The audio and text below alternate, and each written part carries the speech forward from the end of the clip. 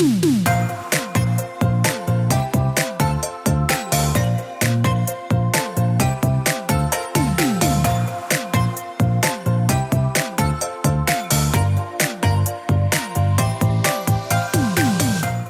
to the Plant-Based Podcast. Did you know that plants are truly amazing?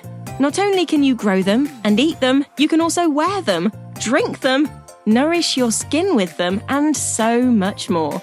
Let Ellen and Michael inspire you to love plants as much as they do, as they chat with the movers and shakers in this wonderful plant-based world. So, let's dig in. Hey guys, we're excited to bring you this episode today, sponsored by Free Spirit Drinks. If you'd like to cut back on alcohol, then Free Spirit Drinks are the way to go. These non-alcoholic botanical elixirs are full of plant-based pleasures. There's ingredients from lion's mane to turmeric, passion flower to watermelon.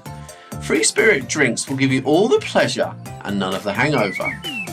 I love the nightcap drink for its deliciously complex flavour and mellow feels. Find out more at freespiritdrinks.com. Free Spirit Drinks are not recommended for anyone pregnant or breastfeeding. Children and anyone on medication should consult their doctor before consuming. The live nut includes natural caffeine from the guayasa plant. And when drinking nightcap, we recommend not operating heavy machinery directly after drinking. So on the podcast today, this episode is really exciting. It's all about wildlife. We have Hamza Yassin, an on-screen wildlife cameraman and photographer.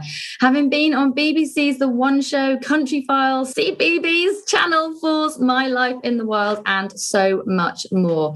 With a passion for birds, we are so looking forward to finding out more and getting some tips as well on attracting wildlife to your garden at home. So welcome to the podcast. Thank you so much for coming on, Hamza. Thank you for having me, guys. It's a pleasure. And before we get started, I'm just going to give a little teaser, okay? Yeah. Because we did just get a little peek outside of your window for a second or two, and we will find out more, but I can just say it is epic. Yeah, it's incredible. So wait for the video clips that we'll be putting out as well. So welcome to the podcast, Hamza. Tell us a little bit about your background. So we talked about the TV shows that you've done, but how did you get into all of this? Like, take us right the way back to childhood. Were you into wildlife when you were a kid, and how did that then pair up with the photography side of stuff? So just tell us about you in a little capsule. Yeah. I am born in Sudan, a country in North Africa, and I lived there until I was about 8. And then my parents came to the UK, and I consequently came with them.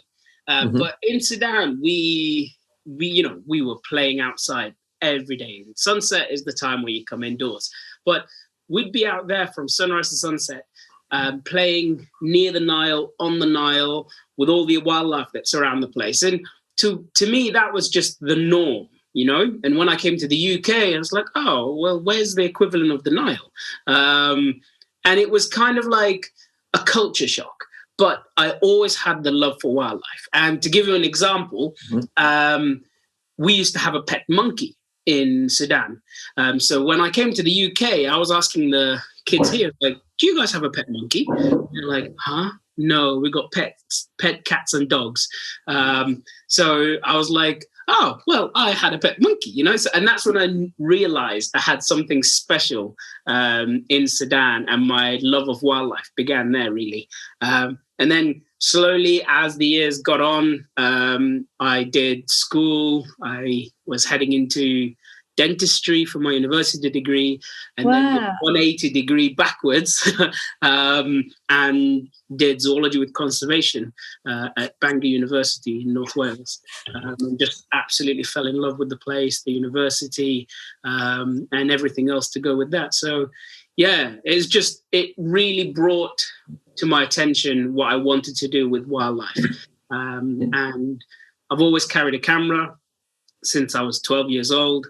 And I just wanted to merge the two together because I'm severely dyslexic. So I knew going down the education route will be difficult if there's lots of text to read and write and essays, which the dentistry side would have been. But doing the zoology course in Bangor, I had all the help there. And yeah, they made me kind of who I am now, really. That's amazing. Like from dentistry to wildlife cameraman. I love that. It's amazing how like life kind of just throws these things in your direction and you make these decisions, like you and I often find people who work in the natural world in one way or another kind of get driven down that route from somewhere else really obscure, like dentistry, doctors, lawyers, they all kind of go down this route and then are like, oh no, actually I just want to be with nature, and that happens so frequently. Yeah. And what was the first TV show that you worked on then? It was a program called The Hunt. Okay. It was a Attenborough narrated documentary. Sir David Attenborough, not an Attenborough narrated. So David Attenborough narrated it, and for me it was working. So I worked as a runner or an assistant, a camera assistant. Being in North Wales, I got to know an awesome guy called Jesse Wilkinson, who's an amazing cameraman. And basically, I managed to find his number from a friend who knew a friend who knew a warden that Jesse used to work at the place. So I did my research and eventually got his number. And I was like, "Hey, my name's Hamza. I want to be a wildlife cameraman. Can I get some help? Like what advice can you give me? I'm a big dude, I'm an ex-rugby player, I can carry your gear for you." And he was like, "Thank you very much. I normally work alone, it's a solitary job really. And try contacting the BBC." And I was, yeah, cool. But he then 3 weeks later gives me a call saying, "Hey, Hamza, it's Jesse." I'm like, "Who? Jesse who?" And he was like, "Jesse Wilkinson." I was like, "Oh, hi, how can I help?" I was surprised he gave me a call. And he was like, "Well, I've injured my back. Can I take you up on that offer for carrying my gear?" And I'm like, "Yeah, absolutely." And basically it just took off from there. So I worked as his assistant for a number of years. And he realized like my love for birds especially, and how I can identify them quickly and all that kind of stuff. So I managed to find him a plucking post for where the sparrowhawk is coming and plucking, and and he was like, "We need this for the sequence. We're building a sequence at the moment. Do you mind if you tell us where it is?" And I'm like, "Nope, it's my secret place." Well, Attenborough is going to be narrating it, and I'm like, "Oh well, why didn't you say?" And it just basically took off from there. And slowly he's been giving me like bits of jobs, and I'm helping him out, he's helping me out, kind of thing. And yeah. 2 years later, I'm fully fledged. So basically, Jesse's bad back kicked off your career. Yeah, you can say so. Yeah, which is crazy to think that, because if he had a strong back and he'd be fine. I would never have known him, or I would never have gotten into the industry as I did, because there isn't a set way to get into the industry. I studied biology, chemistry, physics, and maths in my A levels. But there isn't a course where you kind of go, do this course and you'll become a camera man, you know what I mean? A camera operator. So it's difficult. And like you said, you ask any cameraman, how did you become a cameraman or a camera woman? And they all have different ways, avenues of getting into the industry. And a lot of it is about who you know, as well as what you know, because you need to know someone who's in the industry, but when they give you that opportunity to deliver, you better deliver. Do you know what I mean? Like, make a name for yourself and specialize in one particular thing. Don't be like, I'm underwater, I'm a drone, I'm long lens, I'm macro, I'm Steadicam. So pick one thing and become an absolute expert at it. And by all means, have other things in your arsenal as such. But yeah, it's tough getting into the business, but once you're in here, it's absolutely amazing, because to me, it feels like I'm being paid to do my hobby. Yeah. Same. There's a famous quote saying something along the lines, I'm paraphrasing, but do the job that do the work that you love, because then it doesn't feel like a job. Yeah. Totally. So to me, that's what I absolutely love about it. That is such good advice, it's such good advice. And, we do often say that, but what we're doing is giving us the opportunity to sit here and chat with someone as interesting and inspirational as you. And it doesn't feel like work, it's just, totally. It's great. It's a great to have a career like that. So I also believe that everything does happen for a reason. So the fact you sent that email and, poor Jessie hurt his back. Sorry, Jessica, that gave you that opportunity. But had you not sent that email, he would never have known, he wouldn't have contacted you. So you've got to put yourself out there, haven't you? And, totally. Contact people. And I say that to all the young guys who are coming through. So they say, how can I be a camera person? How can I be a photographer? I say, contact everybody that's around you that's in the business, because the worst they can say is no. Yeah. And you're already at that point. You're already at the no because you never asked. So if anything, it's going to be a yes. And if they say yes, perfect. That's another contact to have. That's another avenue to go down, and you learn something. Like I think the UK really needs to do this apprenticeship business back again, where we all become apprentices for things that we want to do. You learn from the person ahead of you rather than just going to university, do a master's, come out in the real world, try and find a job. It's easier if you become like an intern at a particular avenue that you want to do, whatever it is that you want to do. And that's the way I see it. Contact them. The least they can say is no or no, thank you. Cool. Move on to the next person, because someone will need help at some point. Definitely, 100%. I love it. That's great advice for anyone in any career, really. Just put yourself out there, contact people. Don't be scared of people saying no. People have said no to me loads. And also, I think I'm exactly the same. And I say yes to everything as well, even stuff that scares me or I'm not sure I can do. But somehow you'll then learn, and that's what is then empowering. Yeah. And that feeling you get afterwards, kind of knowing you pushed yourself, is really, Yeah. Love it. I remember the first time I went on TV, my palms were sweating. Really? I was so sweaty. And then the next time I had to put a different type shirt on because I was so concerned I was going to get sweaty arms because my hands had got this but it didn't happen, because you've gone out of the comfort zone and then you ease into it and it's fine. But every time it feels better. Yeah. Anyway, that's all fabulous. I love it. But what I'm so interested to know is what I know. When you're away filming, that would be very different to when you're at home. But talk us through a typical day, like perhaps a typical day when you're at home, what kind of thing are you doing? And then a typical day when you're out filming. That's a very, very good question, because when I'm at home, I'm lazy. I'm very, very lazy, only because I'm super lucky to be living where I am. So the sea is probably about 30 meters away from my front door.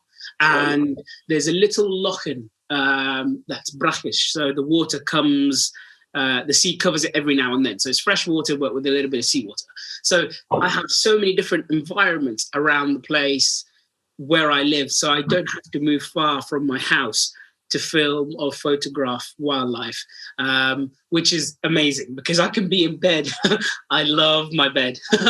So I can be in bed sleeping and then just wake up when it's the right weather, right time, go out and film the things I need to film. But it's not always the case, because sometimes I have to do a little bit of hiking out the way.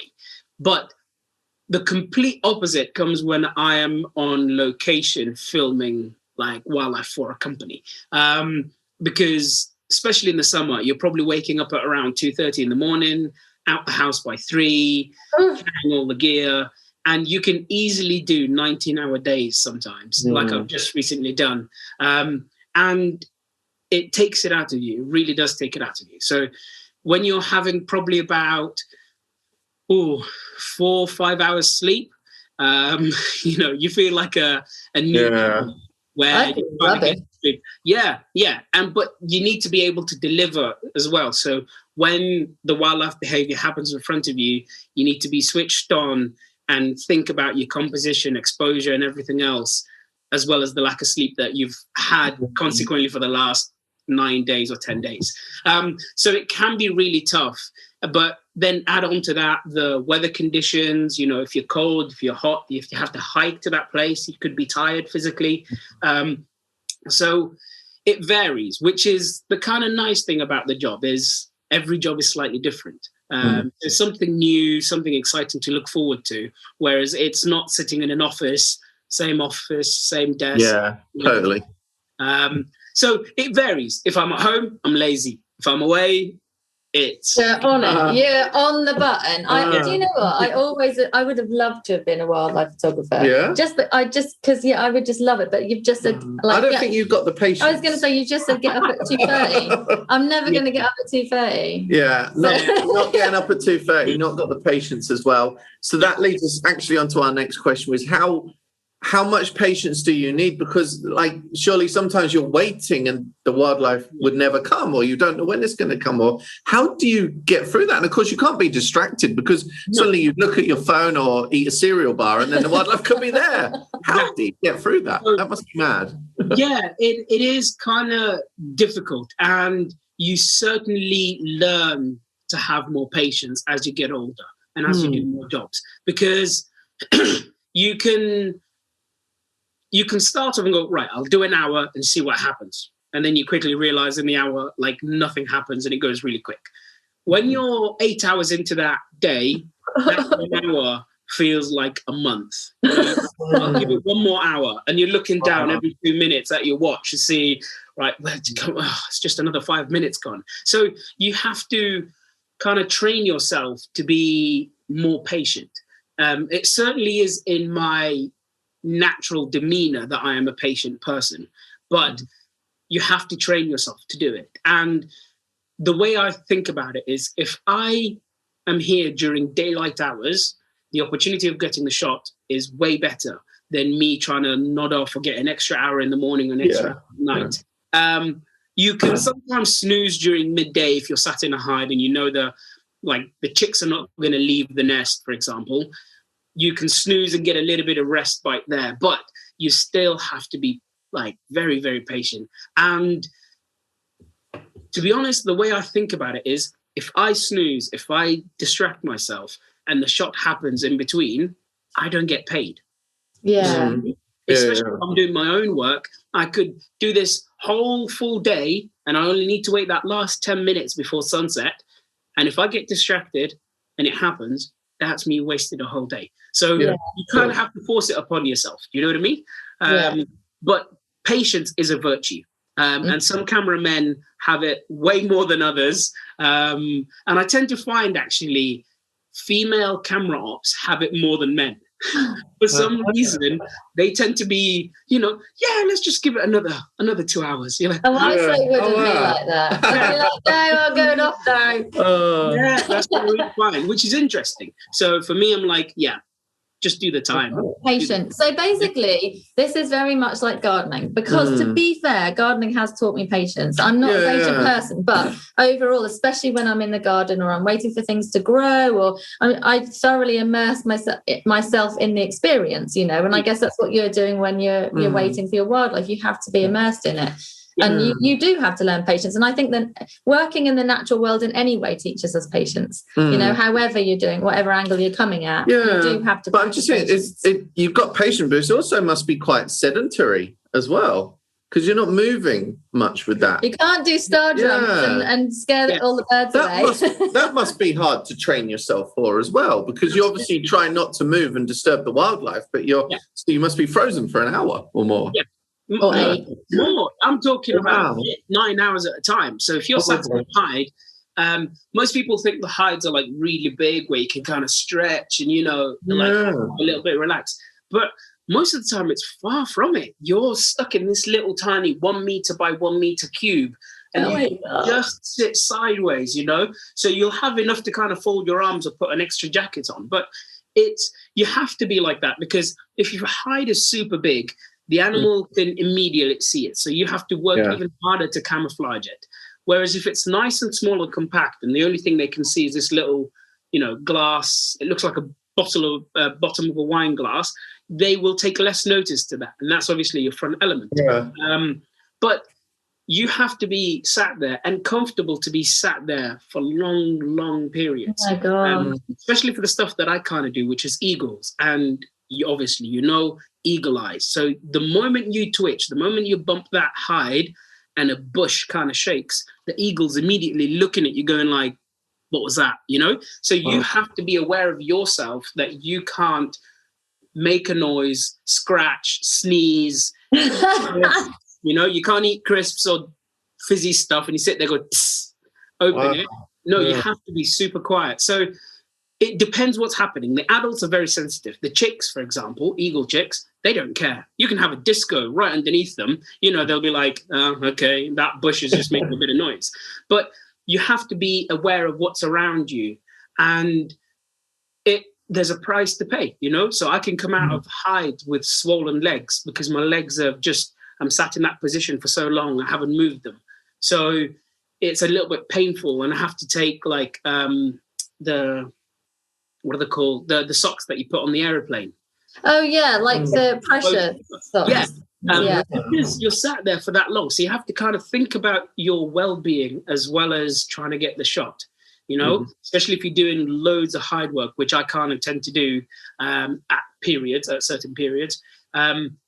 You have to learn to not look at your phone or, when it's cold, you just got to sit and freeze. So it can be quite a lonely job as well, just you and the birds. So we'd love to know about some of your projects and obviously all to do with wildlife, of course, but how do you feel when you're surrounded by the plants too? Tell us about some of the projects and being out in nature and what you've captured. Yeah, I'm lucky enough to have traveled most of the world, from Australia to Americas to Europe to even Antarctica, or close to Antarctica, South Jordan, the South Sandwich Islands.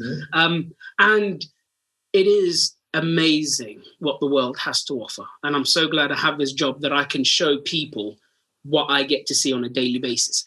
But what they don't see is the behind the scenes, where we're living, what the environment's like. So if I'm in Australia, for example, they don't see all the eucalyptus trees, or we don't focus on them because we're focused on a particular animal or something along those lines. Or in the Americas, North America, Virginia, it's amazing forests there. And you might get the odd shot of a drone flying over the forest to set the scene, and then you go straight into the story of whatever the deer is or that you're trying to do. But a lot of it, I think, if we don't have that plant-based material, that forest, that grassland, that habitat, those animals won't be there. So there's no story for me to film to show you guys, the public. So it is very important to think about the habitat that most of these wildlife live in. And plants are the way forward. They really are. We need to look after our plants. We need to look after our wildlife. And say, for example, if you want to save the panda, big, cute, cuddly thing that everyone wants to save. If you manage to save the panda, you're saving everything that's underneath it. That in that trophy cascade, everything underneath it is being saved. And the only way to do that is to preserve the habitat, the bamboo, that the one particular type that the panda eats. And then, so it is a keystone species, or what's the other word I'm looking for? They're kind of like the big animals that everyone wants to love. If you want to save the Amazon dart frog, which not many people know about or care about, you've got to save something big that's fluffy. But it's the habitat that you're trying to save. Animals are fine. Animals will reproduce whenever you give them the chance, give them the ability. But if they don't have the habitat, first of all, which tends to be plant-based, it all goes out the window. Well, I mean, that goes to show about deforestation, doesn't it? All the animals that we are losing and are becoming extinct because we're cutting down their habitat at the end of the day. The whole planet is an intricate ball of like ecosystems, and you take one thing out and it impacts so many other things. And generally, if you do remove the environment, as in the habitat, plants, trees, the specific species that a certain animal will eat, then you are wiping out that animal too. And it never ceases to amaze me that people haven't quite cottoned on to that yet. Like, it's so obvious, But then you get it the other way around as well. So if you save a particular animal, so the best example is the trophic cascade that's happening in Yellowstone. They saved the wolves, or they brought wolves back. That didn't only just protect the wolves and lower the deer number, it made the rivers meander more. So they're not as straight as everything else, because the herds of deer, the elk, were eating on the side of the riverbanks and they were eroding everything. So, the riverbank was becoming more silty, stuff inside of it wasn't growing as much, or the animals weren't oxygenated as much. But as soon as you introduce the wolves, the deer tend to just come down quickly as possible, drink, and then move back up to the hills. Which meant that all the vegetation on the sides of the rivers managed to grow again and then make the river more meander, which is more habitat. And you kind of think, how did this all happen just from saving wolves or reintroducing wolves, amazing. So it's kind of crazy. You think, well, these bushes, shrubs, trees are growing because we reintroduced wolves. But wolves have got nothing to do with the trees. Yeah, but it's a trophic cascade, how one thing affects the other, affects the other, affects the other. And then once that, vegetation starts to grow, the amount of wildlife that comes back is incredible. Bird species, stuff that's never been seen there before has started arriving again. Moths, flowers, insects. So it's kind of interesting, but it all kind of somewhere stems and has a bit to do with plants, which is, I think, is amazing. It is amazing. Everything links up one way or the other, doesn't it? That's brilliant. Oh my God. It's so interesting to learn about how the shoots work, etc. But I've got a couple of questions now. Firstly, what would be your dream wildlife shoot? Do you have one on your bucket list? Yeah. So, in the UK, for example, if you can't say particular animal, there's normally someone that you can pay to go to a hide and go and see. Okay. For me, as a wildlife cameraman, I refuse to pay to go and see a wildlife. But I so want to be paid to go and film mountain gorillas. I have an affinity with gorillas. Lowland mountain gorillas, I absolutely love. So my dream job would be getting sent out for 2-3 months to go up to the mountains of Rwanda or Uganda, the mountains, and then just sit and film gorillas. There's something about them for me that I kind of deeply fall in love with. I can completely get that. So anyone who's listening, Hamza would like that word.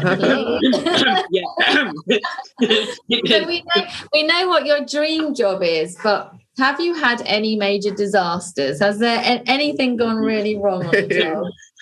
How long have you got?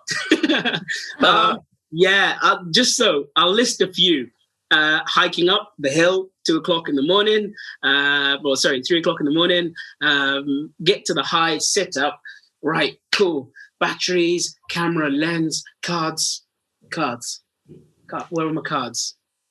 That's it. Cards are back on the downloading kit, back at the home. From forgetting cards to tripods, believe it or not. So I get up, I move to a whole new location, and then I come out and I'm like, right, let's get set up. And I forget about the tripod that I left back at the last. To physically missing the shot, So it can kind of stem from missing a few cards, missing batteries, tripods, to physically missing the shot because I got distracted or I was lazy or, but all of these are learning situations. So granted, you made a mistake, you better learn from it and don't do it again. So for me, I have like emergency cards where I do not take them out of the bag. I normally use the same ones. And then if I do manage to lose those cards or forget them at the house, I know I've got emergency cards that when I get back, I need to put them back in there and stuff. So you develop this pattern very quickly. And I call it the idiot check. And honestly, it's a checklist. It's called idiot checklist. And you kind of go through have I got lens covers? Have I got batteries? Simple stuff. Food, water, right. I'm ready to go up the hill. Kind of. I've had disasters from hides blown away because I didn't sit down hard enough to just missing the shot, which is the worst one. But you seem like a very patient person, so I don't think you would swear about it like I would. But there's nothing to be ashamed about with checklists and reminders. Like I live my life off phone reminders. Like if I'm in a hotel, it's like, don't forget your charger or your pillow or this or You that. once told And it me- seems stupid, but it works. You once told me that when you fly, when you put a bag in the thing above your seat, you remind yourself to get your bag out from above. Or worse would be on a train, because you obviously get off the train and then trainers then go into the destination. At least with the plane, you sort of remember maybe as you walk off. So Yeah. Now everyone's reminding themselves to take a mask out with them or something instead. What I've done to counteract that is I put a mask everywhere in each of my jackets. So, each jacket has one, the car has one, the wallet has one, just anywhere, so that you kind of you do the frisk job. You kind of put it on. There's one. I put that there yesterday. Very good. That brings us towards the end of part one. We're going to move on to part two in a moment. But first up, we want to just ask you, we read that you competed in the Highland Games. How was that? Yeah, it's great fun. It's absolutely fun. It's in our village here, and you get people from other villages kind of like coming over. Oh, how cool. Compete. And it's always won by a guy that comes from the Isle of Mull. And he comes and he takes it very seriously. Well, you're good on him. Same guy. Always the same guy. Same guy. He's been winning it for like the last 10 years. No. Getting closer to him, and I beat him a few events, but collectively he'll win like all the other ones. So it's just great fun. We have it once a year. It's normally, in the summertime, and it's traditionally, I think, for everyone to kind of come and have a look at each other, and that's where you could potentially pick up a few dates. In the olden days, you kind of like, that's how it all kind of happened, but also to compete, bragging rights. Our village is better at tossing the caber than you, that big pylon basically that you kind of go around and you chuck it, and it's all bragging rights. They didn't have football back in those days, so the Highland Games was the thing. And me being a big guy, an ex-rugby player, I thought, why not give it a go every day? Good for you. We're rooting for you. We want to see you winning the Highland Games. One day. When the guy from Mull retires, I might have a chance. Yeah. Don't lock him out or anything, will you? Or trip him over. No. It's all banter. And he actually gives people tips, So even though we're all competing against each other, we all give each other tips like, you should wear actually like sneakers, or like shoes with what are the grippy things. Yeah. So you can get actually good. So when you spin the hammer, like you get more grip, that sort of stuff. Well, this sounds very good fun. Yeah. I won't be partaking ever. You say that because 2 years ago was the first ever female Highland Games that was in the village. Was it? One of the girls turned up and she was like, "Can I try?" And we were like, how can we say this politely? And the guy turned around and goes, "Yep, sure you can, darling. Do you have any other females that want to compete?"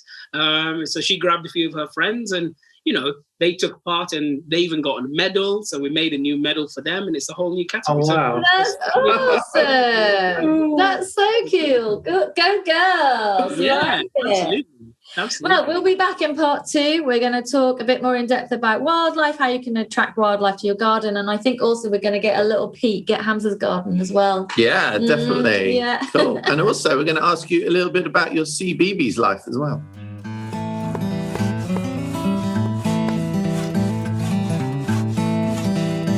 Hey Plant Geek fans, Jo Bahari here to give you all your DIY tips and tricks to keep your outdoor spaces looking spick and span this season. So let's talk about frost. I know it's been a pretty mild autumn so far, but it is going to get colder. So what can you do to protect your external areas from the impending frosty weather? First things first, let's talk about pipe work. Now, all the water that's running through the pipes outside is susceptible to freezing. So there's a couple of things that you should do. First of all, disconnect any kind of hoses, sprinkler systems, anything like that. Drain them and make sure that they're put away for the winter. If you do have external pipes for an outdoor tap or even an outdoor kitchen, if you fancy, you can lag your pipes. That means you're basically wrapping them up in big blankets and keeping them warm for the winter. You can buy specialist pipe lagging for this. It's not particularly expensive. It's made out of foam. You can buy it from most hardware stores, and it has a slit down the side so that you can slip it easily over your pipework. But if a frost is coming and you haven't got your pipes lagged, then you can just wrap them up in a blanket or some bubble wrap with some zip ties and some rope, and that will keep them warm and stop them from freezing. But this is just a temporary fix. It's also a good idea to shut off any of the water valves to the external pipework so that there is no water running in those pipes. But if you don't know how to do this and you do have an outdoor tap, if it's really going to get cold, like proper below zero temperatures, then keep a small drip on that tap. Okay, it's not great for the environment, I admit, but it does mean that it will stop your pipes from freezing because moving water is harder to freeze than stagnant water. Let's think a little bit now about your brickwork and your windows. If you've got any cracks or gaps where the cables might be coming in, or there's some splitting that's happened over the previous seasons, make sure those are sealed up. Because if there are any cracks that have appeared, especially in woodwork, water will get in there, and when it freezes, it will swell, and then that can cause a big problem when it comes to getting that job fixed. If you want to protect your brickwork a little bit more, you can add a water preserver. This is kind of a clear product that you can paint over your brickwork, and it just makes it a bit more water resistant, a bit like wearing a raincoat. You can get it from most hardware stores, or you can even buy it online. Now, I know all you Plant Geek fans are really interested in how you can protect your plants over the winter season. All your plants are in pots and containers. Raise them off the ground so that the water that goes in can escape and it doesn't freeze underneath the container or even inside the container itself, which can cause harm to the plant, but it can also cause your containers to split. So the way that you can raise them is by putting them on pallets, bricks, or even old wine bottle corks. So anything that just lifts them off the ground slightly and allows that water to run through. You can also wrap your plant pots and your containers in some bubble wrap to give them that nice cozy blanket feeling. But just make sure that you don't cover the compost. And this will protect them all winter round. Right, that's all from me.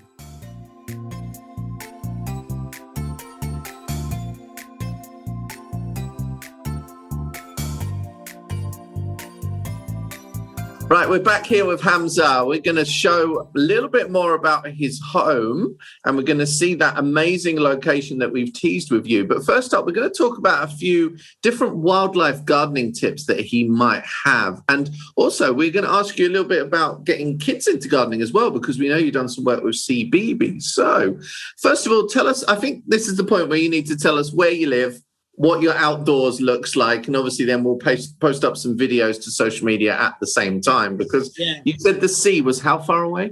It's around 30 meters away from my front door. Wow. Which is incredible. I live in the west coast of Scotland, which if you get the chance to watch a Channel 4 documentary, My Life in the Wild, it gives you a very good idea of the sort of terrain and the habitat that I live in. But it's a beautiful place. It's remote, which is kind of a good thing.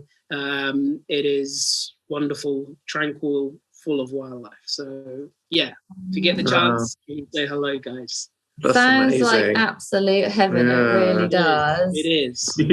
Can you turn your video around so we can have a little peek? I'll give you a quick. So this is an example of where I live. That is the wee lochen that I was telling you about, where the otters come and train their cubs to. Obviously, got the sea, and we get minke whales coming through here, and dolphins. And just out on the field there is where the white-tailed eagles come and stay. So it's just a wonderful, wonderful place to be living, really. Wow. That's your garden. Yeah, your garden is basically the sea. Well, no, I've got that's the front garden. Yeah. To the back garden. Oh, there's more. Here we go. You can see the amount of wild flowers. That's beautiful. So you are a gardener. Well, I'm a lazy gardener. But that's the best way, and that's the best way for wildlife as well. Absolutely. You know? Yeah. That looks so pretty. Yeah. Oh, beautiful. Did you see the little foxgloves peeking up there? Say again? Those little foxgloves kind of peeking up through all of the flowers. So pretty. I've got flowers from oxeye daisies to foxgloves to stuff that I haven't even identified yet. But being a camera operator, we're away most of the time, So we go away, we come back, we go away, we come back. And when I first got the house, I used to just trim and mow everything and make it into like a billiard table, a pool table. Then I realized, hang on, I'm just mucking up everything here. There's no insects, there's no birds, nothing. It's only coming down to my feeders. And when I'm away, my feeders run out. So everything just kind of disappears again. So my lifestyle kind of made me be the gardener that I am. But obviously, the best way to garden is to let it grow. Let the wildflowers come through. Totally. So people say, you don't like gardening, you've got a messy garden. Oh, that's just silly stuff to say, yeah. Yeah, that's for a reason. I like plants. I'm not the best at them. Let the wild ones come through and you will just see the plethora of insects, birds, hedgehogs, pine martens that come to my house, all due to the crazy garden that you see outside. Well, you kind of basically answered what was going to be my next question, and that was how can we attract wildlife to our gardens? Like, do you have any tips? But I think that has to be the top tip. And I actually was reading just the other day that more councils across the UK have stopped mowing verges and roundabouts and public areas as much as they were. And in the past, they would actually get quite a lot of complaints from the public about allowing the verges to, just to let them do their thing. I think the opinion's turned now. Yeah, so they were saying that something like 97% of councils have reduced mowing, and they've had vastly less complaints from the public, because public opinion is, we're educating, aren't we, and realizing that actually allowing that to grow is really good for us in rural and urban areas, which is so nice to see. I mean, I've seen some beautiful, beautiful wildlife just in Norwich, where I live in the city, that I had never seen before. And I know someone in the city who let his garden grow like yours, and he's got bee orchids, like right in the middle of the city, like a carpet of bee orchids. Yeah. So beautiful. My neighbour up the road, he's got it, and he's got orchids as well. Are they called pyramidal orchids? Yeah, they're the wild, they're the pinky wild ones, aren't they? Yeah. So he's got some of those in his garden. So I can't wait until mine becomes mature enough that maybe through the year after that it gets more like that. But each year I'm seeing a new set of flowers that are coming through. So each year I'm kind of looking forward to it. At the end of the year, all gets mowed, cut back, and you kind of go, I missed all the colourful flowers and stuff. Yeah, that's cool. Next year, I look forward to it, and I just let it grow. No pesticides, no digging, no pulling up weeds, because weeds are only weeds because we make them weeds, Yeah. Oh, totally. Yeah. Whereas in reality, they're actually needed for something else.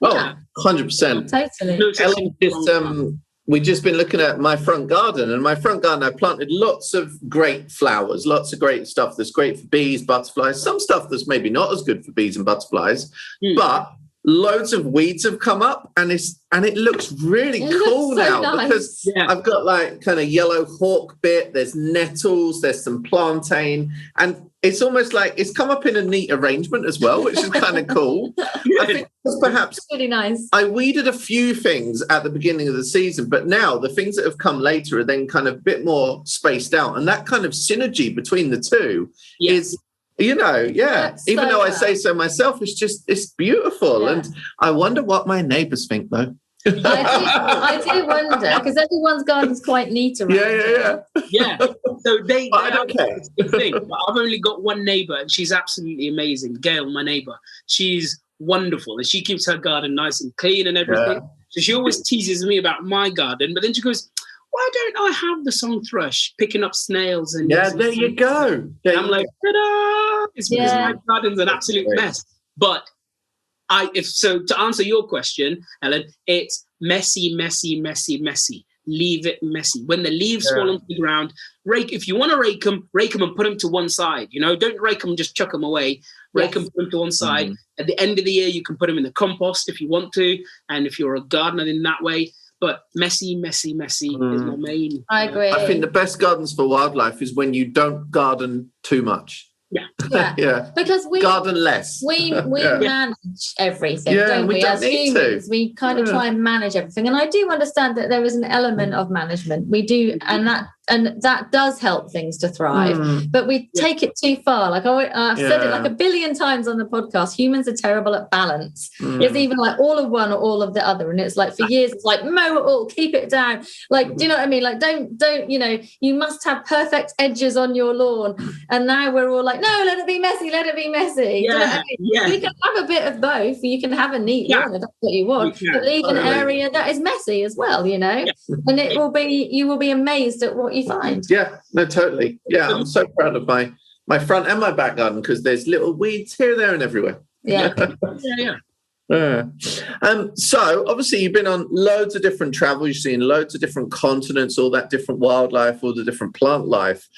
Is there anything, we obviously need to discuss climate change to some degree. Is there anything that you specifically have noticed? I know you've talked about the deer in Yellowstone, for example, and how that's changed the kind of landscape, but anything else that you've noticed on your travels in the last, say, 15 years or so?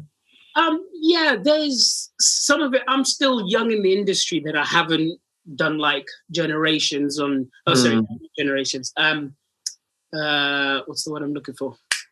Decades. So starting. I'm still in the industry that I haven't done decades of like wildlife filmmaking. I've gone back to places again and again. But you can see from where I went to South Georgia and the South Sandwich Islands, and the Falklands especially, there's images where they show you what it used to be like, and then you kind of appear on the other side of it. Dun, dun, dun, dun, dun, dun, dun, dun, dun. Sorry, you're not supposed to hear that. It's okay. I'm afraid of that. I'm thinking someone's going to.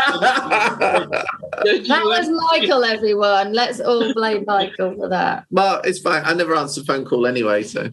Sorry, Hamza. Carry on. They'll ring again. That's what my dad said. Yeah, exactly. Cool. Sorry, Karen. Yeah, I've been to places where you look at this little post and they say, this is what it used to look like. And you literally look behind it and you kind of go, it looks vastly different. And so we were in, I think, South Georgia at the time, and we went up to a glacier. And the glaciologists that were with us came back, I think, 5 years later, and they go, this never used to be here. You know, the glacier used to be right on this edge, and you can see the marks of where it used to be. And now we're walking like another 500 meters, you know, nearly 1,000 meters in to see it. So he's kind of saying this shouldn't happen this quick. It shouldn't be, decreasing at that rapid rate. So there are things that you see in that sort of example where scientists are telling me firsthand, and they show you a picture of, we used to stand here and now it's not here anymore. So global warming is certainly affecting things, but I see it in birds, for example, house sparrows, house martins, swallows, swifts. Each year they seem to be getting less and less. And granted, it could be like a tragic storm came through while they were migrating from Africa, but those storms shouldn't be happening in the first place, or it's the wrong time of the year. Yeah. So that's why the migration became less. So the birds got hit in the storm. A lot of them didn't make it. So we're getting fewer and fewer numbers coming to the UK. Now, go back 100 years, those storms wouldn't have been happening. So there are things that are slowly showing their faces. You know what I mean? There's slowly you're seeing things happening that shouldn't be happening. And as camera operators, we are documenting this. We have the ability to document it and go, well, 10 years ago, this never used to happen, or this behavior never did. So it's kind of crazy to see it, and it's saddening a little bit, but I do have hope. I really do have hope for the future. When the baton gets handed down to us and we have to hand it on to our children, I really hope that we make it that easier for them to make a change in this world. And I see it slowly happening, The young ones are coming through and they're saying, we want it slightly different. The younger generations, the ones in their 20s, 30s, they are saying, we don't want this. You see lots of marches happening about, save the seas, plastics. Plastics is a very good example of 5 years ago, we used to just buy a bag and use it and throw it away. Now it's like, no, bring your own. So we're making a difference. But global warming is certainly happening. And I don't understand these people who say it's not happening, because you can see it in everyday life. You can see things are happening later and later in the year. plants coming later and later in the year, but also the spikes in heat temperatures, So the hottest year in 2007, the hottest year in 2008, and the hottest, and you kind of keep going. Why is this happening? Global warming, unfortunately. Yeah, I completely agree. And even just looking out into your garden, that things are changing, like different plants aren't thriving as well as they would have before. We're already having to look at the different styles of planting for the future, rainwater harvesting, that kind of thing. And it's very obvious when you're immersed in the natural world, actually, that things are definitely changing. I've noticed, like, maybe over the last 20 years, the difference in what I was planting at different times of the year to what I do now.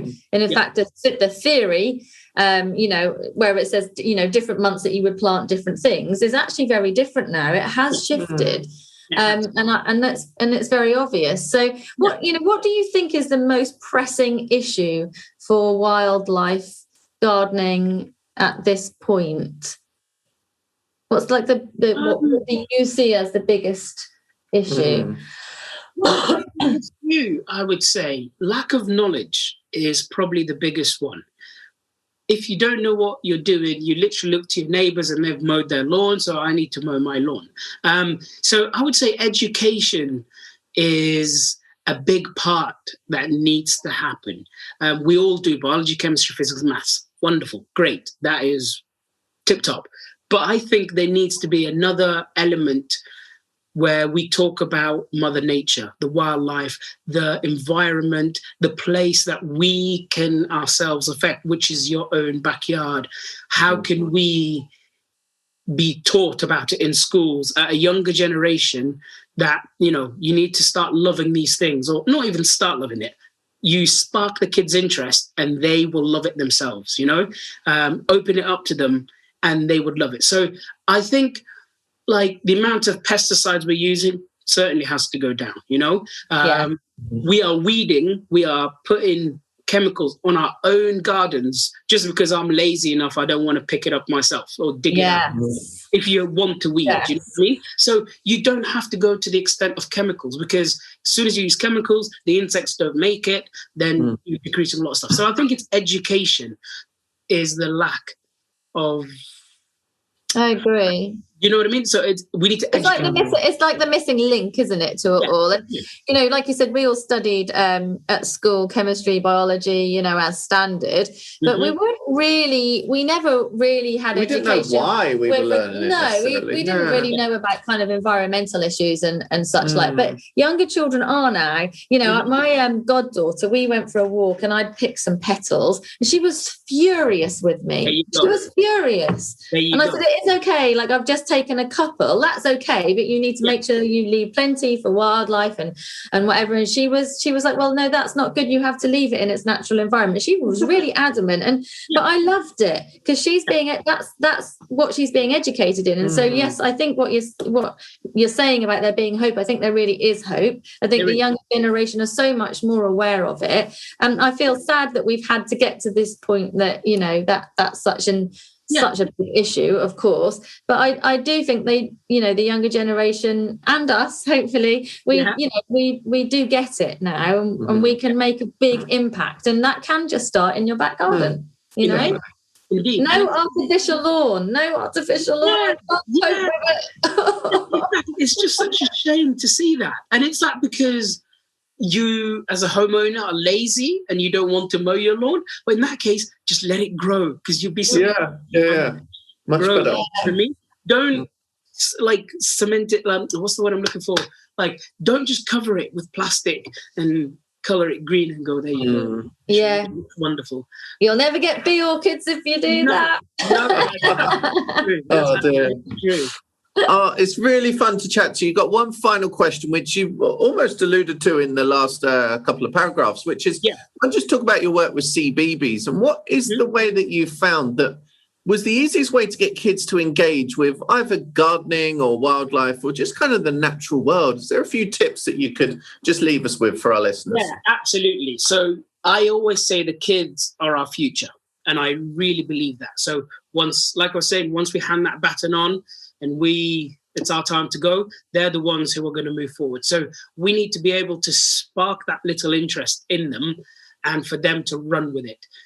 For instance, when kids are young, they imagine things, they draw things, and they have a great imagination. But as we get older, we tell them, right, enough drawing, pens and papers. I need you to learn these equations and all these kind of things.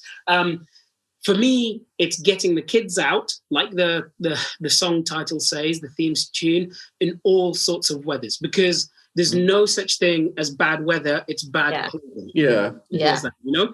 And when you're out there, let them run with it. Let their imaginations run. So if they see a manhole cover, you ask them, what is that? I don't know. What do you think it would be? Oh, it could be a place for the monsters to come through, and and you just see their imaginations grow. Same with tadpoles. You give them a tadpole, they might not know what it is. What do you think that is? It's a worm. Well, okay. Does worm have little tiny legs and a tail? No. What is it?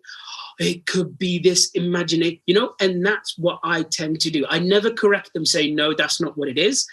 If they ask, I'll tell them what it is, but spark their interest, get them outside. And it's easy as walking to school and seeing petals on a flower, and you kind of go count them. Let's just see. If your kid's learning how to count numbers, let's count the petals. Do you know what I mean? Yeah. And whilst he's looking in that petal, he or she might go, hang on, mummy, there's a little tiny insect in there. And I'm like, oh, is there? Right.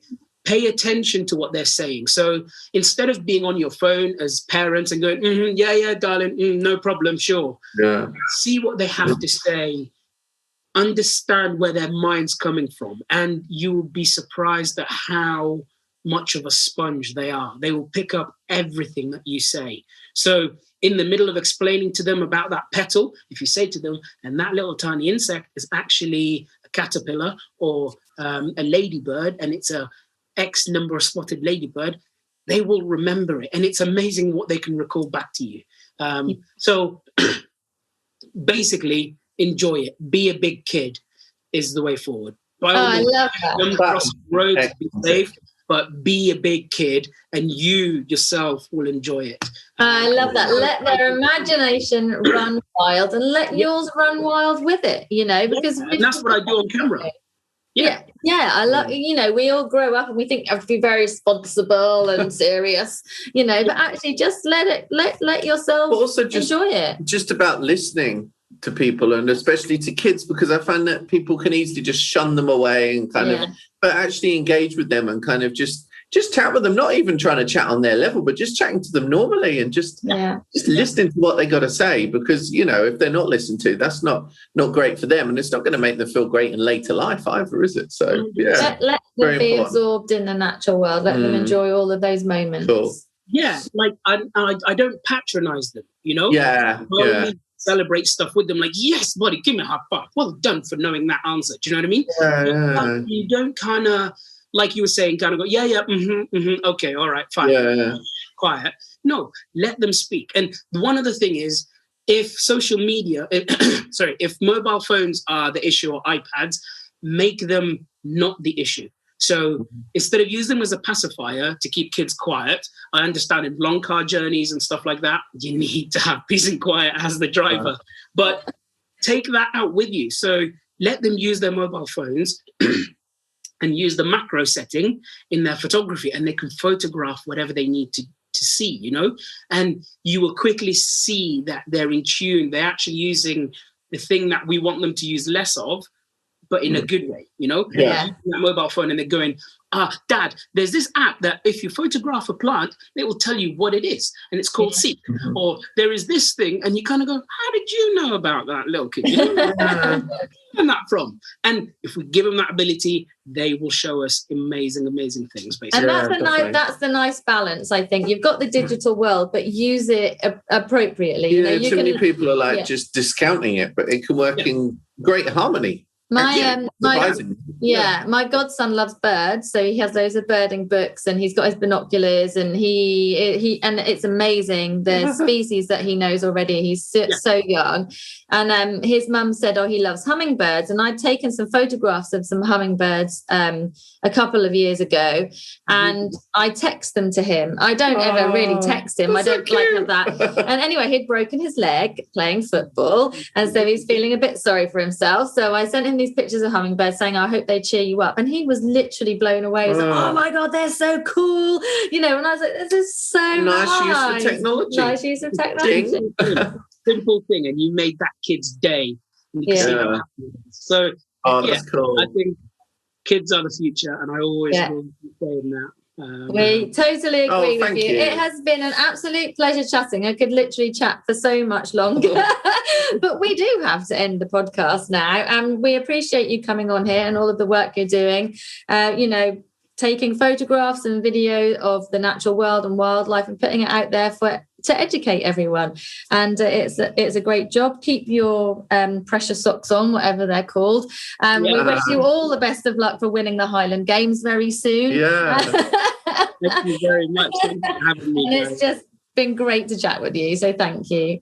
Brilliant. Cool. Thank you, Hamza. See you soon. Thank you.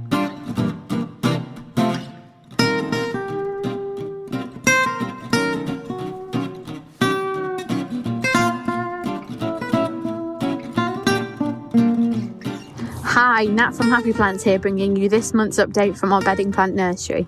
Now, it's a really exciting time for us at Happy Plants as we've just had planning permission through for a new site, which is super, super exciting because we've been in a really old rented greenhouse for a few years where everything's on the floor. And this time of year when we've got sort of Goltherias and those buried plants in for the Christmas containers, we'll go in the morning to see that the rabbits have stripped the berries off. So we really are desperate for this new premises, and it's been a long time in the making. Now, part of the consideration when we build new glass isn't just the glass itself, but on the commercial scale we operate, a lot of work and a lot of investment will go into automation. Now, one of the things I'm campaigning for, which I think is really cool, is effectively a roller coaster for the hanging baskets. And that might sound a bit daft, but really the efficiencies it would offer us are vast. And the way we grow hanging baskets at the moment, the ones at the back end up warmest, the ones at the front end up a little bit cooler. It's really difficult to get them all out the roof, whereas this new system is effectively a chain that moves around in a serpentine shape through the whole greenhouse. We can fit thousands of baskets up there, and that means that the moving around the way they do means that each basket gets exactly the same amount of light. Now, that has a significant influence on the consistency of the crop. But not only that, they also have a station they go through which weighs the basket and works out how much water that particular basket needs, so that literally we can expect the crop to be completely consistent because they've all had the exact same treatment throughout.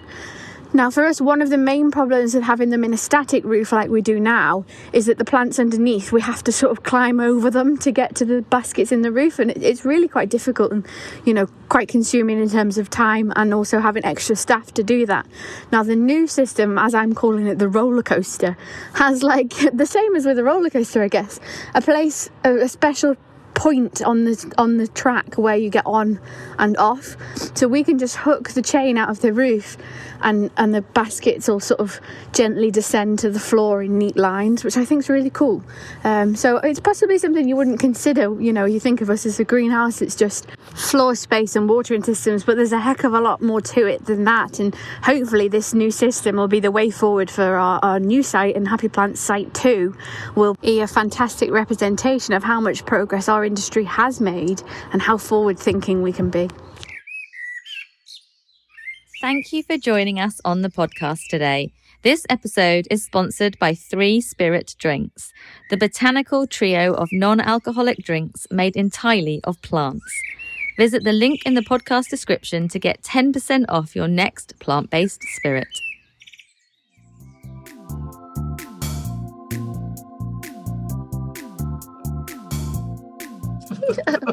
We won't start the gossip off of what we just said before we press record. So, Ellen, hello. There's a new system. I haven't told you about it yet. Okay. But when you come onto a gossip, there has to be one word that describes you in the day. Okay. What word are you bringing to the table? Today I am imperturbable. Is that a word? It is. It means calm and considered. Oh, can't be ruffled. Can't be ruffled. Oh, well, that's right. Oh, is that? Oh, last night. It was your what's it, wasn't it? What happened last night? Oh, you don't even know. I take more attention I pay more attention to your life than you do. Wasn't it your deadline? Oh, it was my book deadline, yeah. Yeah, how was it? Well, I didn't meet it. Nice, that's nice, dear. You own that. Why not, may I ask? Oh, do you know, I don't really know. So over the last few days, I have not been imperturbable. I've been very... Perturbed. I've been perturbed. Yeah. And then I just haven't been able to get on top of it. And then suddenly at the last minute, it all came out, like it all flowed, like I could do it. Do you know what I mean? It's really weird. Yes, but I was already too behind. So the publishers are amazing, so it will be in tomorrow. But because at least now you're not as behind as you could have been. Yeah, exactly. And now because it's flowing and I've had 2 days of being completely flappable, I'm now imperturbable. But confident, yeah. I feel calm and I feel considered. I know what I'm doing. That's my work. Your deadline's what? Friday? Yeah, and that will be met. So yeah, it's all good. See, I never understand that, because why have a Friday deadline when they don't need it on Friday? It could easily be Monday.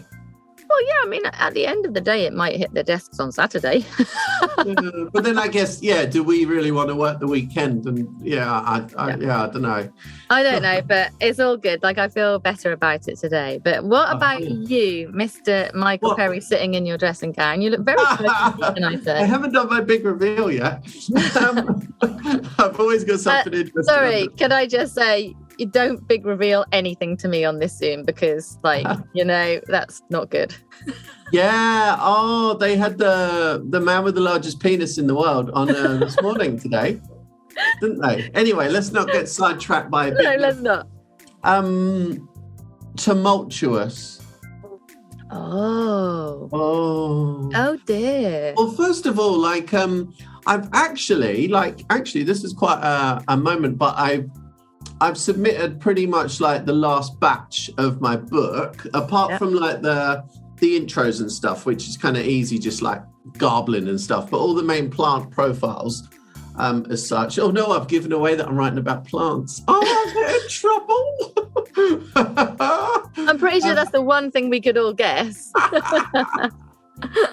No, actually, I'm writing about breastfeeding. Is that why you've got your dressing gown on? Yeah, exactly. I'm going to whip it out. Oh my Lord, what was I talking about? Oh, right, yeah. So I've handed in all 4 batches.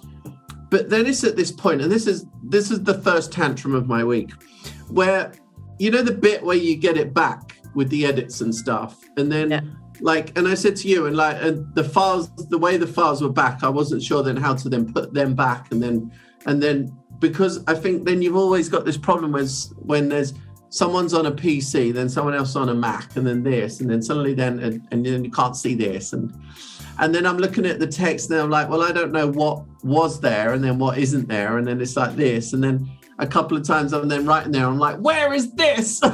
They're probably like, oh my God. They're like, we're working with a diva. Oh no. But it's just, but I hate that moment where you can't understand the right process to do something. I'm not square, but once there's a process and I know the way to do it, I'm a lot more relaxed. But sometimes you're just, and then you're coming up against obstacle after obstacle, and then it's like, oh, well, that doesn't work like that. And then, oh my God, and then this, and I had exactly the same thing 24 hours later with my accounts as well. Oh, Ellen, honestly. I think at this point in time, you need to take a really deep breath. I know. Oh, but the irony is, all okay. CBD oil that I keep putting under my tongue, but I think it's seeping out the corner of my mouth. It's coming back out your nose. Oh my Lord. But the accounts thing, and I got this I'm working in a program now where you can then upload your transactions and it'll match them. But I guess anybody our age is I don't trust it to do that.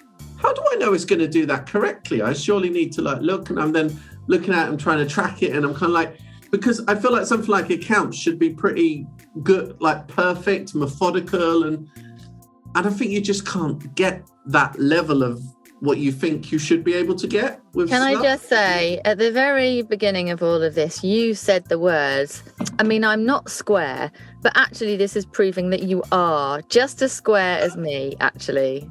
No, I'm not. Yes, you definitely are. No, I've got a vision to be square. You've got a vision to be square. I just want things to work correctly. You know? Well, yeah, I mean, we all do because it saves time, you know, if things don't work correctly. And sometimes, like, I don't know, it's maybe as you get older, it's harder to understand things as well. And especially, I don't know about you, Ellen, but when it comes to figures and stuff, like, it just like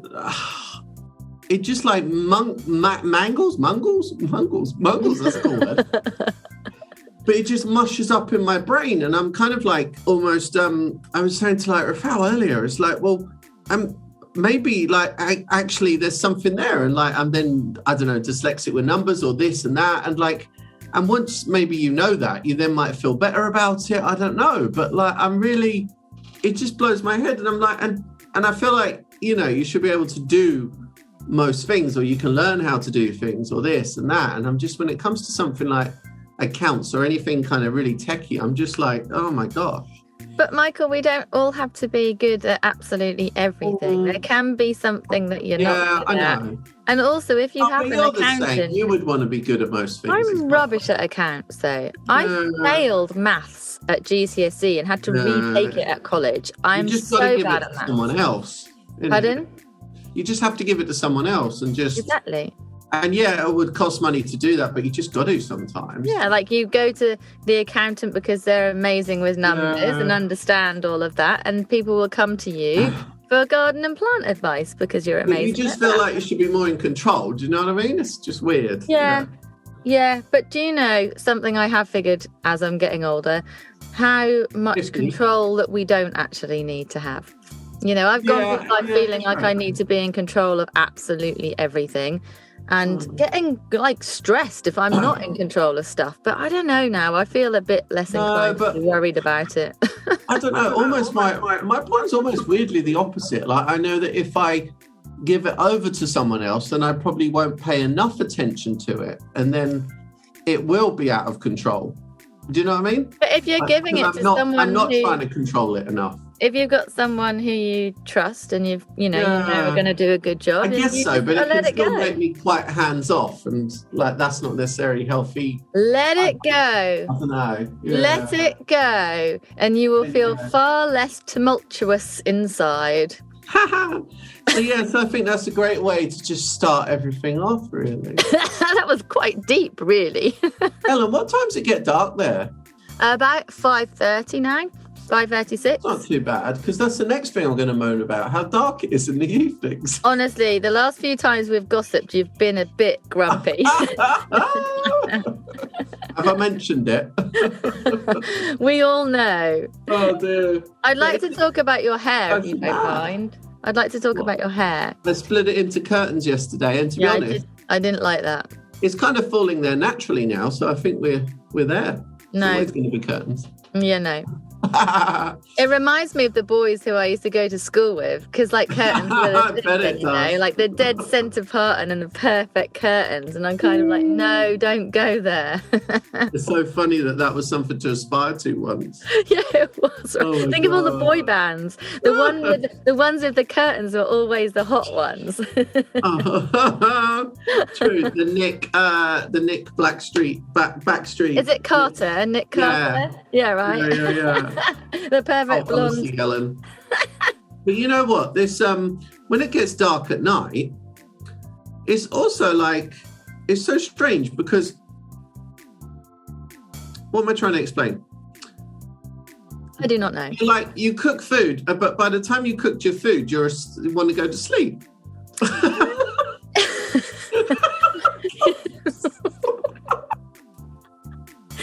You know something? It might be different if you're a vegan. I don't know. Yeah. You know what? You could try cooking earlier, and that might help.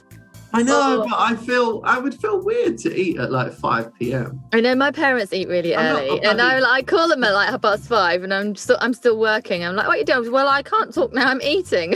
Like, okay. Yeah, I wonder if maybe you need to adjust it in the winter and like eat earlier. I don't know. We work in very, very much in tune with nature, so like this is our chance to kind of relax and be indoors and take stock of the year and have some hearty food. And if you feel like sleeping, then go to sleep. It's like being a hedgehog.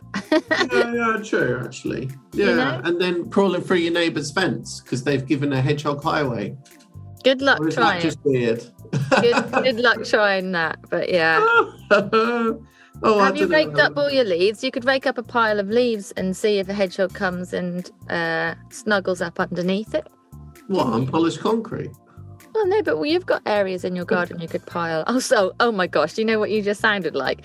What? I can't possibly do that. I have polished concrete, darling. I was just trying to point out to you that I might not have a wildlife friendly surface, but you do. Like you could no, to be fair, around the sides, yeah, definitely. Yeah. But Ellen, honestly, I don't know about you. Are you still pimping up the balcony? My pimping up the balcony has been on hold since I've been trying to finish this darn book. Yeah, true.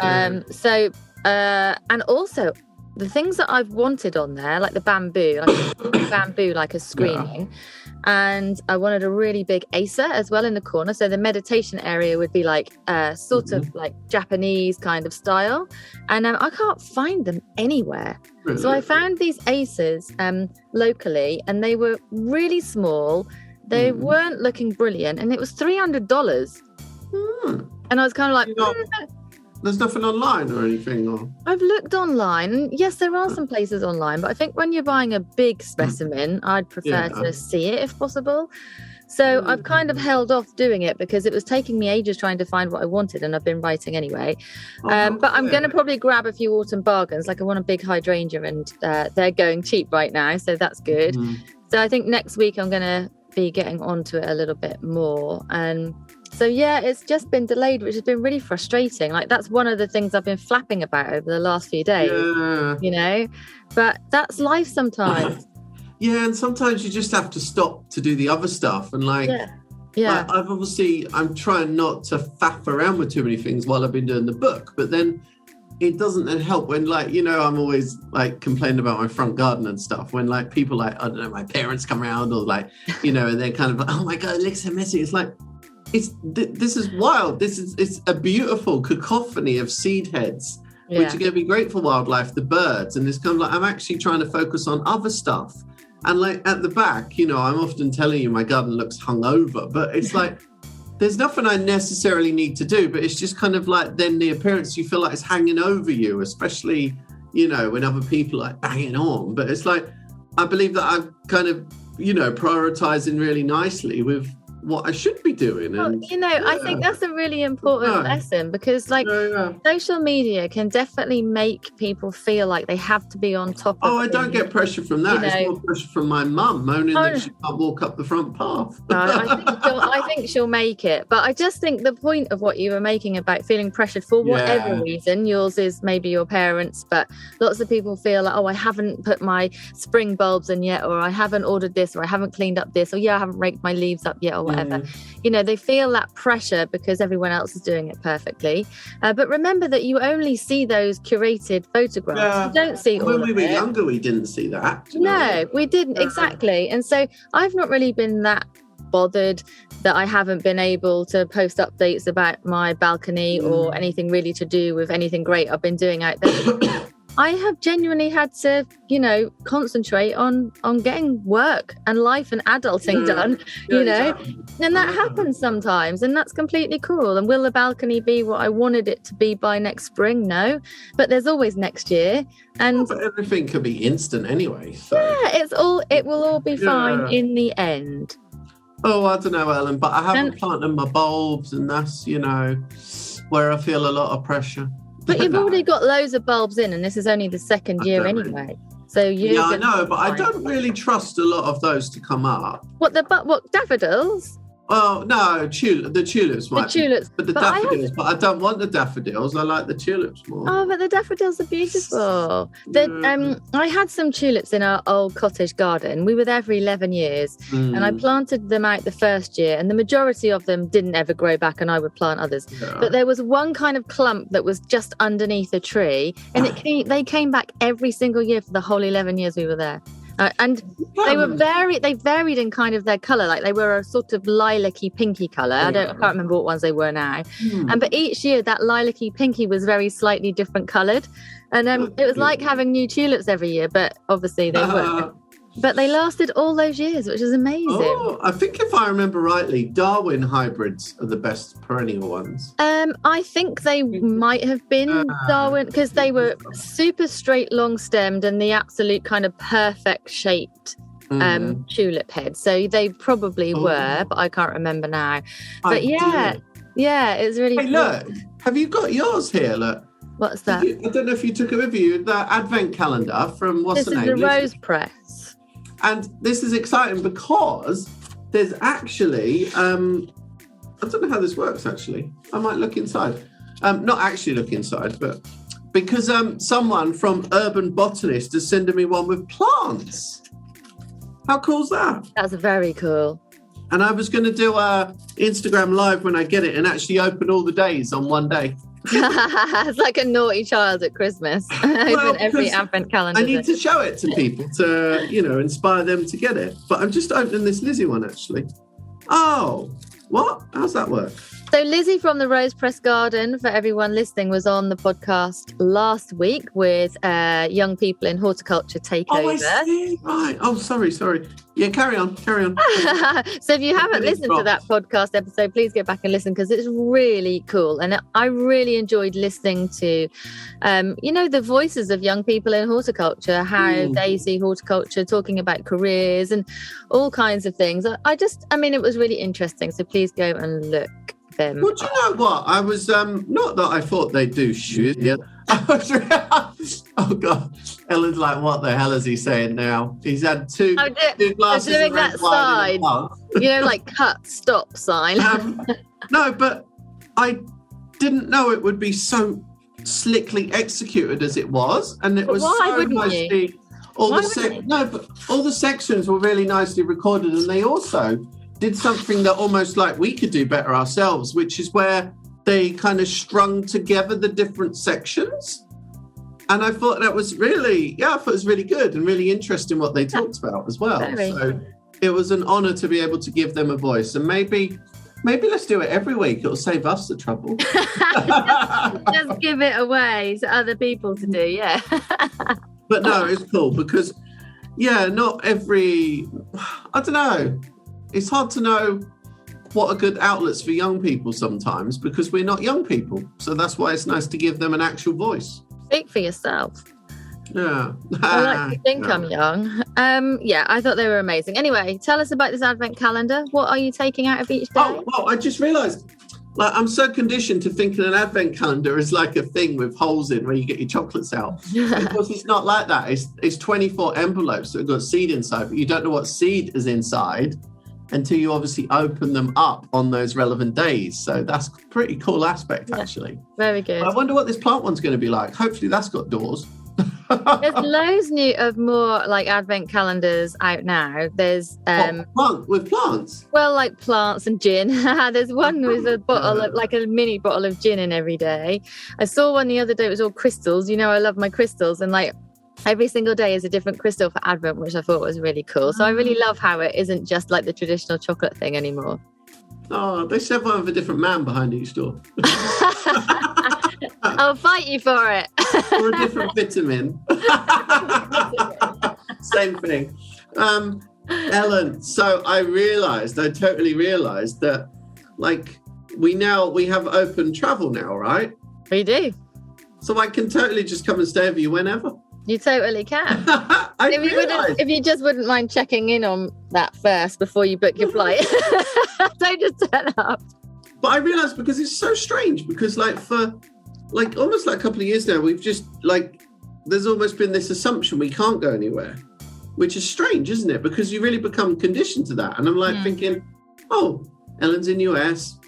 That's it. But now I'm realising, like, you're in the US, but I could easily come and stalk you in person. You totally could come and stalk me in person. I just suddenly realised the other day. When I sent you the dates that I would be back and forward for most of next year, I was thinking I really desperately want you to come out and see the carnivorous plants. Like, it was so epic. And I did think, I hopefully you'll be able to make it out at some point next year. It'd be awesome. No, defo, yeah. We'll go on a US adventure. Defo, but it's so strange, isn't it? But I guess, will the Venus flytraps die back a bit? What now, over winter? It's get fairly cold there, right? Yeah, they'll die back over winter. I've actually got a couple on my balcony, which are still doing fine. Yeah, but I actually... Just talking of, so actually, if you do have any carnivorous plants, lots of people think that they die when they die back over winter, but they don't.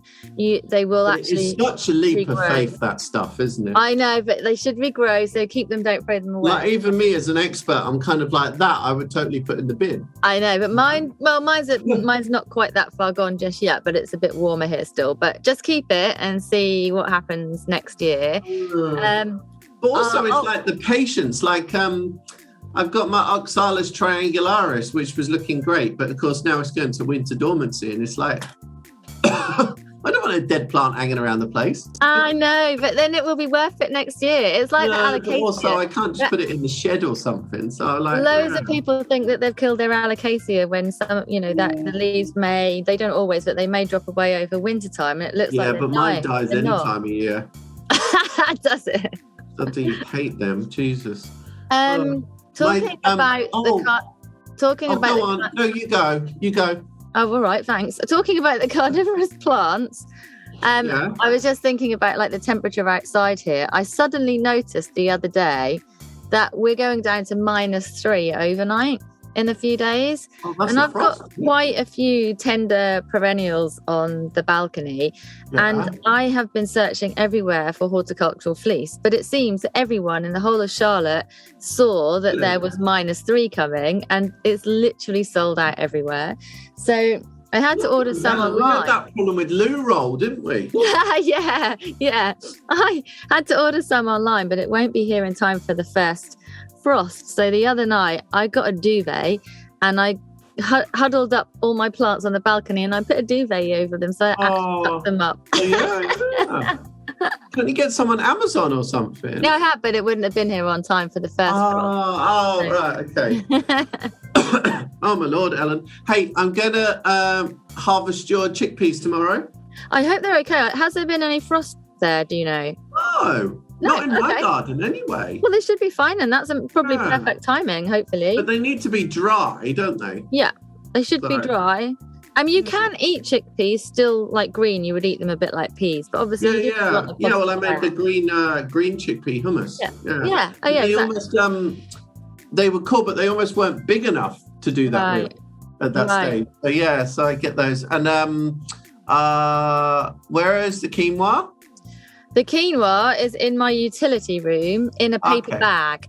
So there's like the big potato sacks. There's a load of quinoa in there. I don't know what it will be like now. It was drying when I left it, but obviously it just got left. So I don't know what's happened.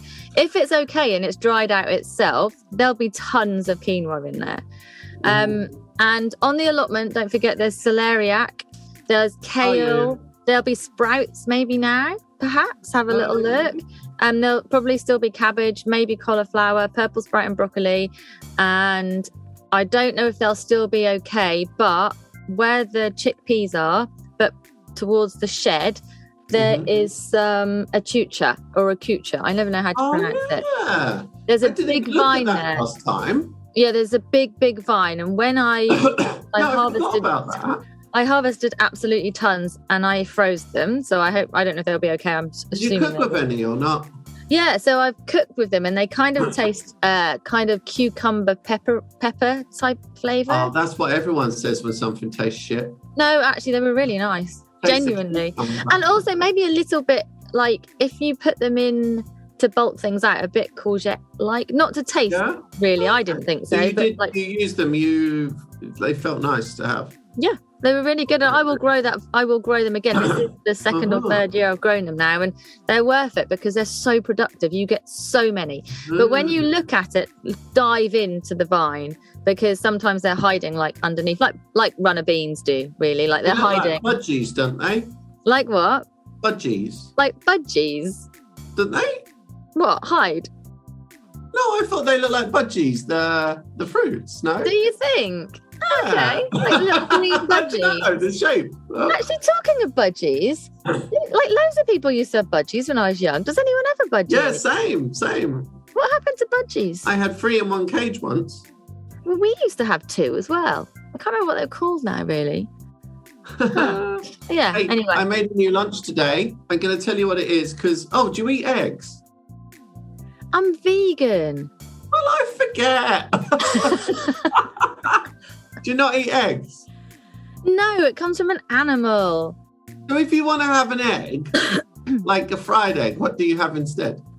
I don't want to have an egg, Yeah, but what if you did? but I don't. But is there anything like an egg? It's not an egg? I have tofu scramble, so it looks like scrambled egg. It's really tasty, but I don't really fancy a fried egg as such. There's like it doesn't ever. Okay, well, I'm obviously in deep now, so I'm going to have to tell you what I have. So I'm really into making celeriac steaks. Yum. They're really cool, and they get this lovely translucency and lovely crunch to them. So celeriac steak with then a fried egg on top. And then sriracha and Japanese mayonnaise, like drizzled in opposing designs. I don't know what you call that, like crisscross, you know? Crisscross will make you jump. When they say crisscross, all I can think is guys at the urinal. Anyway, and then seaweed on top. Oh wow, that sounds Lovely. amazing. And it feels very Korean. That sounds really good. You can have that recipe for free. But Thanks so instead of much. an egg, I suggest that you substitute it with a piece of cheese. Cheese is not vegan. Vegan cheese. There's loads of vegan cheese, and they're getting better. Like at first, they were a bit kind of rubbery, but more are coming on the market, and I liked one once that really was good. not trying to be feta. I don't want to say that, but it was like nothing needs to try and be anything else, does it? But obviously, human nature is that you akin something to something else. Do you know what I mean? Yeah. But that's even on the marketing anyway, so I'm not apologizing for myself.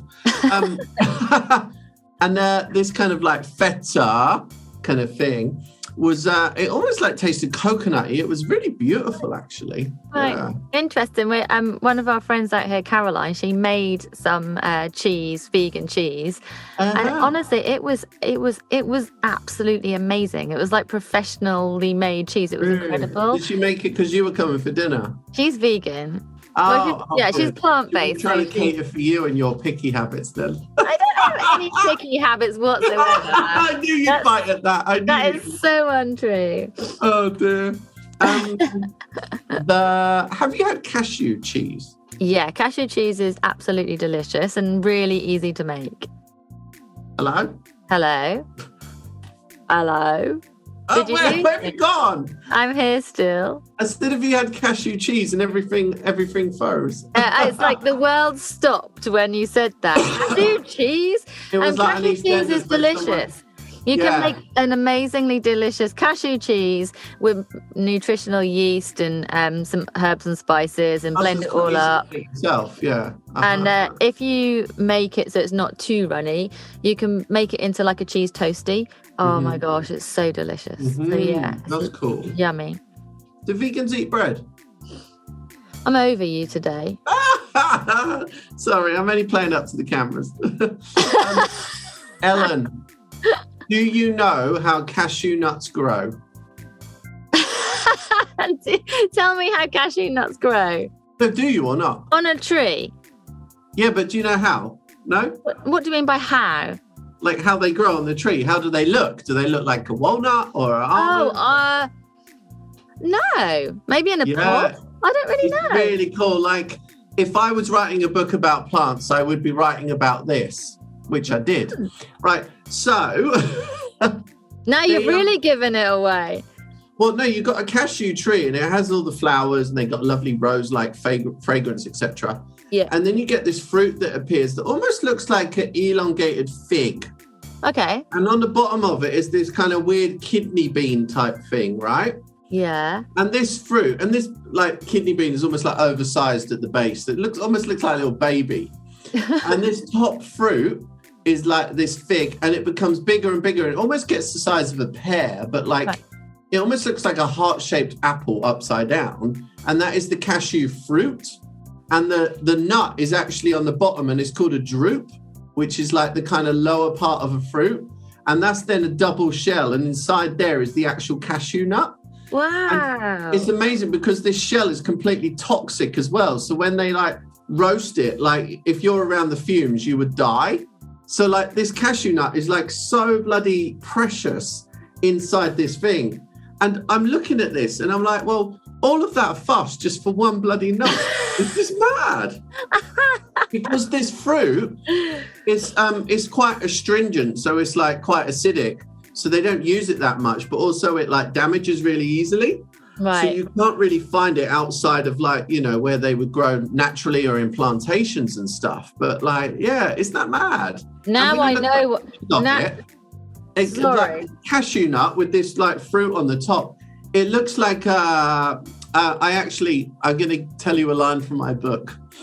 It might get taken out because it might be appropriation, but I'm going to tell you, Ellen. It looks like an angry Turkish man with a fez on top. Oh, right, fez hat. You know? Wow. And that's how a cashew like grows. Oh my gosh. So now I know why cashews are so expensive to buy. Well, yeah, but even so, in my head, I just can't imagine how they get to the quantities.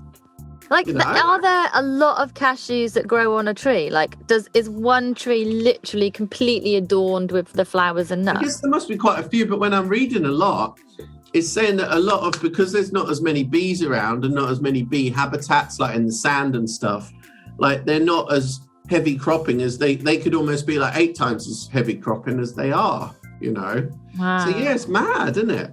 But when you look up the pictures, it's just so crazy. You're like, what's all the fuss about this cashew nut? It's just this tiny little drop on the end of a big apple. It's really strange. Wow. Oh, yeah. Our plant's cool, though. I know. That's very cool. There's your free excerpt from my book. Wow. That's like, we should have some kind of music playing for that. It's like when... Exclusive. What's that one that used to do racy novels and then they'd have a bit in the Sun newspaper that was an excerpt? Jilly, what's the one with the big hair like a horse? Jilly, oh my God, how can we not remember her name? She's like the most well-known... Jilly Cooper. Yeah, defo. Oh my God, Ellen Mary, how funny. Oh, I do. I've right laugh with you, don't I? You're the Jilly Cooper of the plant world. Oh, Ellen, I was thinking today, actually, I do realise we're still on record, but I am going to talk about something vaguely personal. Oh, my God. No, not that personal, but something more business-like. But I think people will like to hear it. Okay. I love how nervous you get. So scared. I've just curled over my shoulders. I'm like, oh my gosh, what's These going to happen? recording sessions must be so painful for you. Like, oh my God, what's happening next? No, I was just thinking, like, we're quite funny. We bounce off each other quite well, which is obviously, 65% me, 35% you. But I was thinking we should do, we do like recording, obviously, podcast, but I think when we're together, we should make much more effort to do more videos as well. Yeah. Yeah, because that's how we'll get on Coronation Street. But would you mind not wearing your dressing gown if we do more? I'll take it off then. No, I mean just wear something different. No, if you're going to bang on about it. You've got nothing on underneath it, though. I'm going to close my eyes. Pajamas on. I'm closing my eyes. Oh my gosh. What? You have silk pajamas on. Yeah. You've just gone. Darling, You've Darling. gone from a big fluffy dressing gown, velvety dressing gown, you've dropped it to the floor and you're now sitting there with black silk pyjamas on. You can call me Hugh. Ellen, don't be too impressed, darling. The silk pajamas, they're from Amazon. Yeah. And like the first month after I got them, like the dye was like rubbing off, but thankfully I was in Airbnb at the time. So, yeah.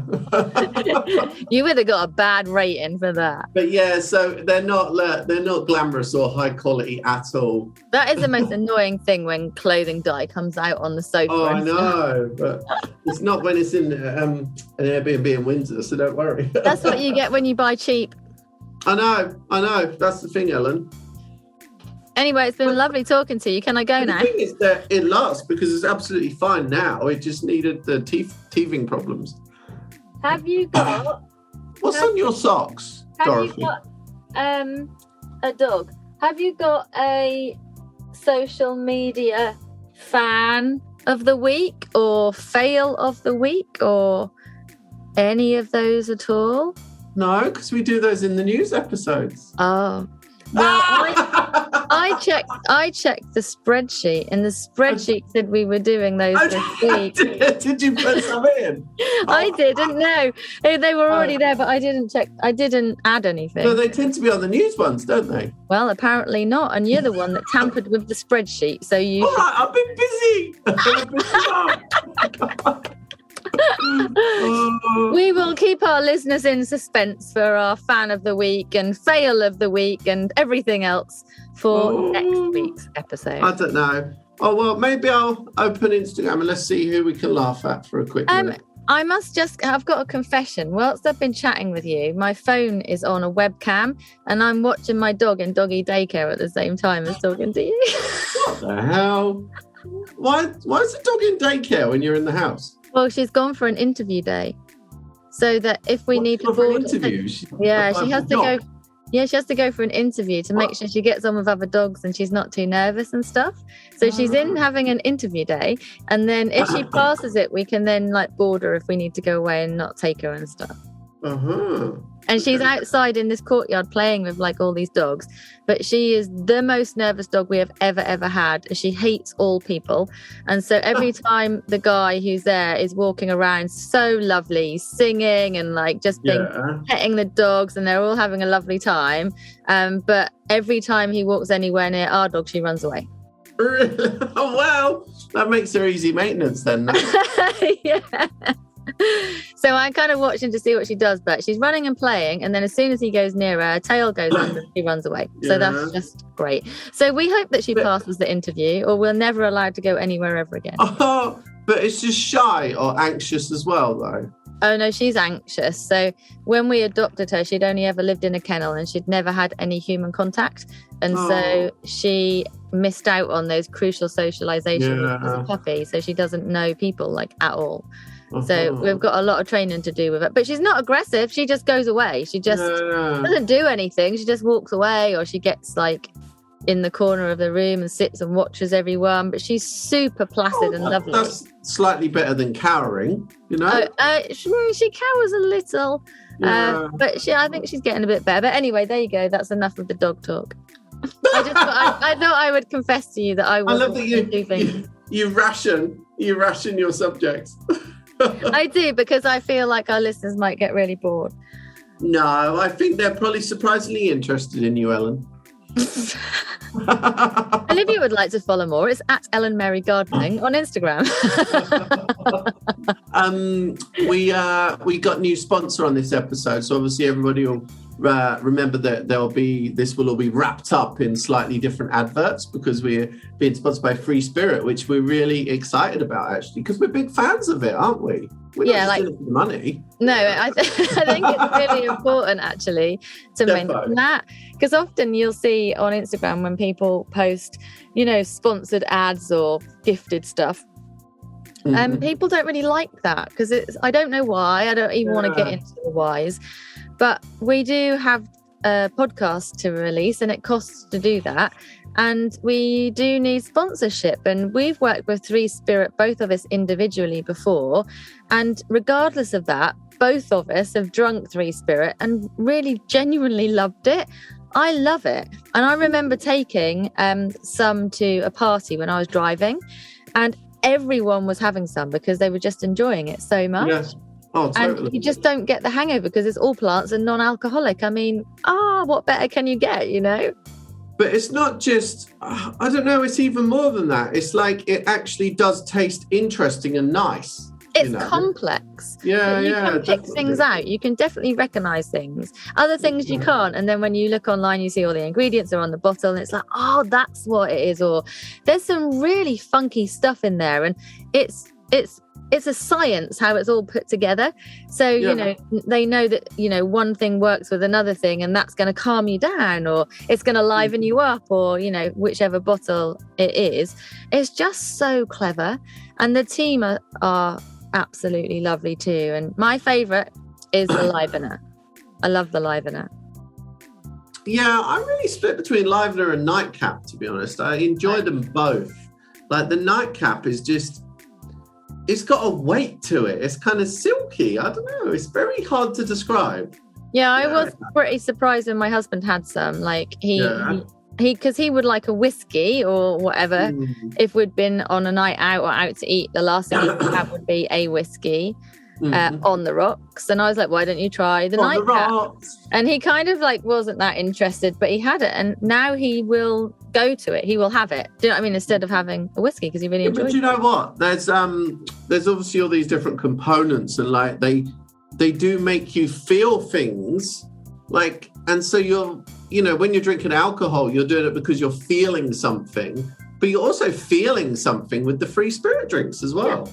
Yeah, you know? Definitely. I was very buoyant at my party on Three Spirits. Yeah, because they've got a taster kind of trio as well, haven't they? So yeah, that's it. So you can it's just not like you're going straight in with a big bottle. Yeah, you can get like the little packs of 3 and then just give them a go. But I was really interested to see some of the ingredients. You know, like lion's mane mushrooms and hibiscus and ginger, turmeric. I can't remember all of them now. There was loads, but yeah, I love them. So cool. I'm really pleased that we have them on board working with us. Defo. Cool. Okay, darling. Well, it's been lovely chatting with you in your silk pajamas. Yeah, it's been more than lovely. Oh, God, no, that sounded weird. All right, I'll see you later, darling.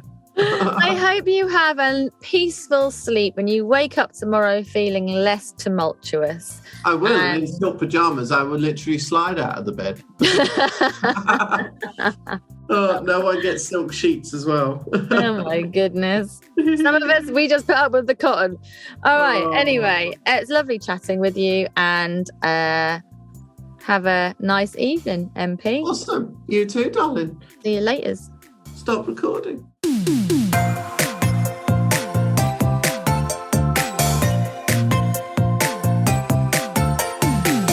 The music for the Plant-Based podcast is part of the song Grow by Mikey James, and our editor is Gareth Patch of Semi Echo.